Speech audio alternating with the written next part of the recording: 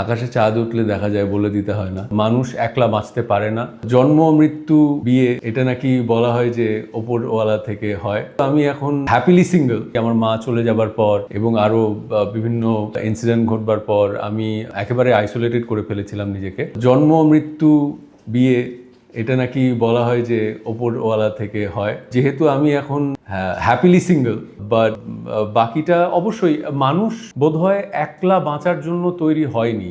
এই রিয়েলাইজেশনটা হয়েছে মানুষ একলা বাঁচতে পারে না। অ্যান্ড স্পেশালি আমি এই প্রসঙ্গটা আনছি আমার মা চলে যাবার পর এবং আরও বিভিন্ন ইনসিডেন্ট ঘটবার পর আমি একেবারে আইসোলেটেড করে ফেলেছিলাম নিজেকে। কিন্তু রিসেন্টলি আমি রিয়েলাইজ করছি আস্তে আস্তে যে মানুষ ডিজাইনড এভাবে না একলা বাঁচার জন্য। সো অবশ্যই ওপরওয়ালা জানেন যখন হবে তখন হবে। জীবনের অনেকটা সময় আসলে খুব প্ল্যান করে জীবনকে এগিয়ে নেওয়ার একটা চেষ্টা, সেটাকে ভুল বলবো না আমি। তখনকার এক একটা সময়ের এক একটা উপলব্ধি জীবনে। আমার এই মুহূর্তে এমন কোনো প্ল্যান বা স্ট্র্যাটেজি নেই যে এইভাবেই যাব বা এইভাবেই করব।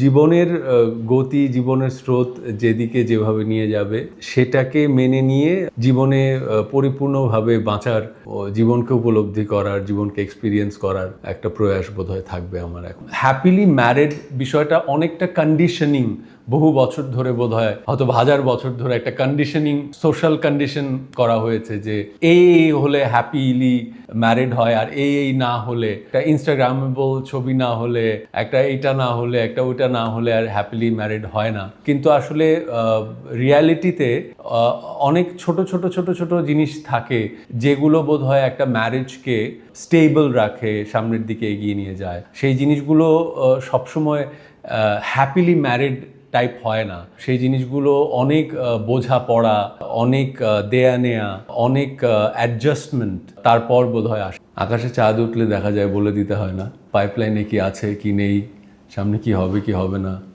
সেটা হলে সবাই জানতে পারবে।